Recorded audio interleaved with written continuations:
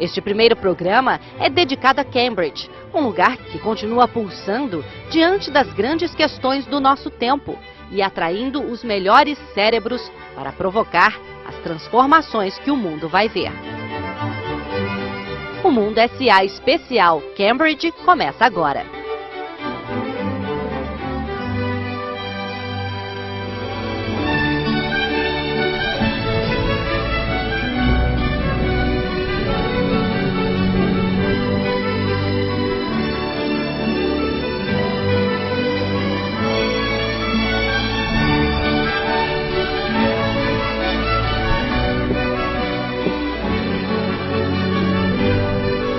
Laboratório Cavendish, Cambridge, quase 60 anos atrás.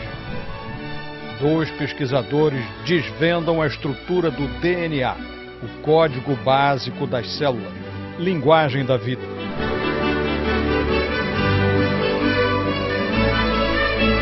A importância científica da descoberta rendeu a James Watson e Francis Crick o Prêmio Nobel de Medicina e Fisiologia.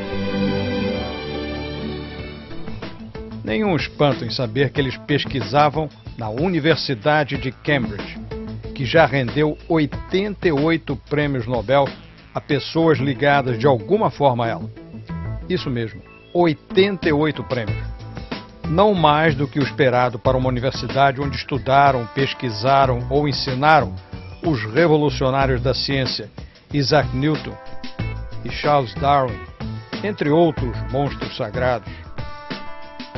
Em Cambridge foi descoberto o hidrogênio e o elétron. Aqui dividiu-se o átomo pela primeira vez. Nasceram em Cambridge os estudos pioneiros sobre física quântica e surgiu a primeira webcam, inventada por cientistas atarefados e, por isso mesmo, preferindo monitorar ao vivo na tela do computador se o pote do café na cozinha estava cheio. O mundo acadêmico internacional toma como referência para avaliar a qualidade de uma universidade um estudo, uma pesquisa feita regularmente pelos chineses, com base em consultas a especialistas do mundo inteiro. Essa lista, preparada pelo Instituto de Educação Superior da Universidade de Xangai, aponta regularmente como uma das melhores do mundo a Universidade de Cambridge. Quinto lugar no mundo é a posição de Cambridge em 2011. Às vezes sobe na lista, nunca se afasta das primeiras colocações. No mesmo levantamento, a melhor colocação de uma instituição brasileira é número 144, obtido pela USP, Universidade de São Paulo. Em outra lista conceituada, Cambridge ocupa o primeiro posto.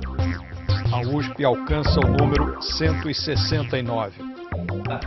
O critério de seleção para listas internacionais desse tipo é não apenas a qualidade de ensino, mas também de pesquisa.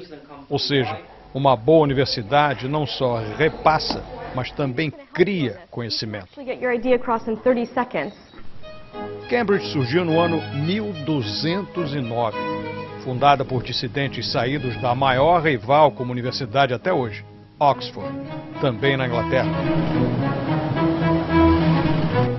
Em 8 séculos de existência contínua, Cambridge mantém uma reputação de excelência com seu método tutorial de ensino, em que um professor orienta os alunos individualmente.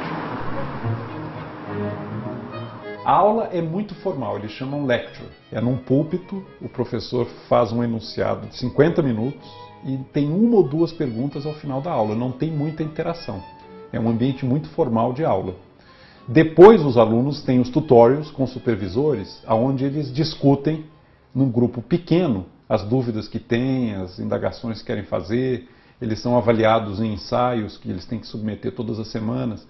Então é um sistema que combina uma enorme formalidade nas lectures do departamento com um contato muito próximo com professores no ambiente mais, eu diria, acolhedor do college.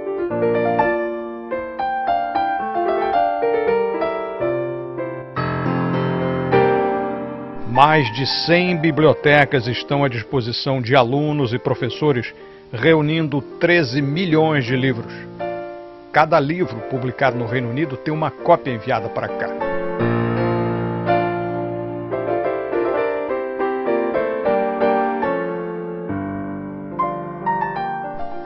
E a editora, a Cambridge University Press, é a editora mais velha do mundo.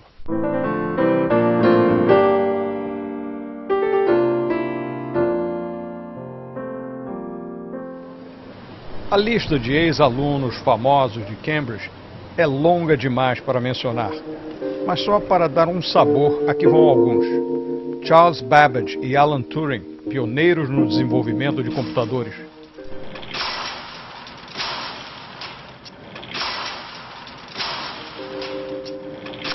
Robert Oppenheimer, líder do projeto Manhattan, que criou e explodiu a primeira bomba atômica no deserto americano. Frank Whittle, que desenvolveu o motor a jato. Na década de 1930, Cambridge enfrentou sua fase de ideias revolucionárias. Tanto que aqui estudaram os espiões britânicos de mais alto nível a serviço da União Soviética. Kim Philby, Guy Burgess, Donald Maclean, John Cairncross e Anthony Blunt. Espiões verdadeiros de Cambridge competem com um colega imaginário. Segundo o escritor Ian Fleming, seu personagem fictício mais famoso, James Bond, estudou aqui, antes de sair pelo mundo, pegando as belas e matando as feras, a serviço de Sua Majestade. No conceito mais elementar de universidade, Cambridge é um centro de pensamento. E aqui vieram pensar, aprender e ensinar filósofos como Erasmus, Bertrand Russell, Ludwig Wittgenstein, Jorge Santayana e Karl Popper, entre outros. John Harvard, o fundador da conceituada universidade americana rival que leva seu nome, formou-se em Cambridge, no século XVII. Como o fizeram 3 signatários da Declaração de Independência dos Estados Unidos. 15 primeiros ministros britânicos saíram de Cambridge, além do vice atual, Nick Clegg. Uma tradição esportiva de Cambridge apareceu no filme Carruagens de Fogo, de 1981. É a corrida em torno do pátio do Trinity College, enquanto o relógio bate às 12 badaladas do meio-dia.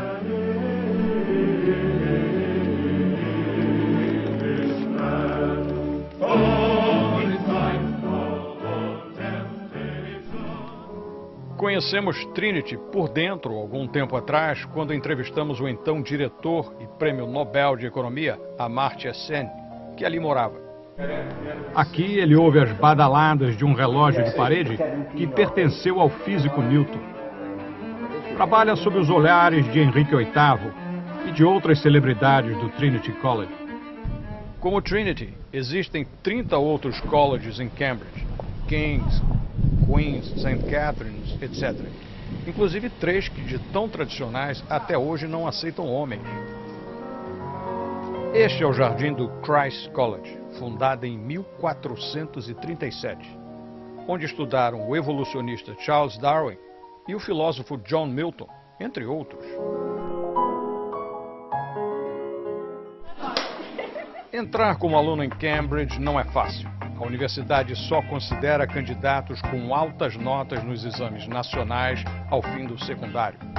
E mesmo entre estes, só conseguem vagas os que passam nas entrevistas individuais realizadas por uma banca especializada. Para quem gosta de estudar, é o sonho, é o lugar para ir. Agora, prepare-se, porque você vai batalhar muito para chegar lá e quando você chegar lá você vai ver o tamanho da encrenca em que você se meteu. A nossa formação acadêmica brasileira não está à altura do nível de exigência que se encontra lá. É um baque para todos. E a gente não tem muita noção disso antes de chegar lá. Então você realmente tem que dançar humildinho. É muito complicado. Até hoje tenho pesadelos com as aulas de econometria que eu tive que assistir lá no início. E eu não entendi absolutamente nada. E as pessoas já estavam muito mais preparadas para isso do que eu.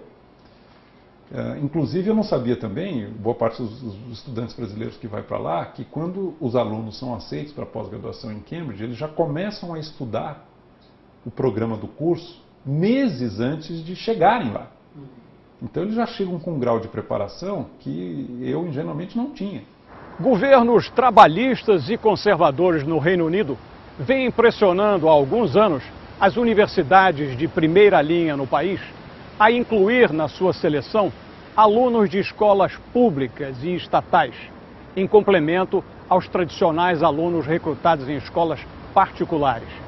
Trata-se de um esforço de mudar a imagem de Cambridge como um centro de educação para a elite apenas, perpetuando assim as divisões sociais no país. A anuidade em Cambridge atinge o teto máximo permitido pelo governo para alunos britânicos e da União Europeia.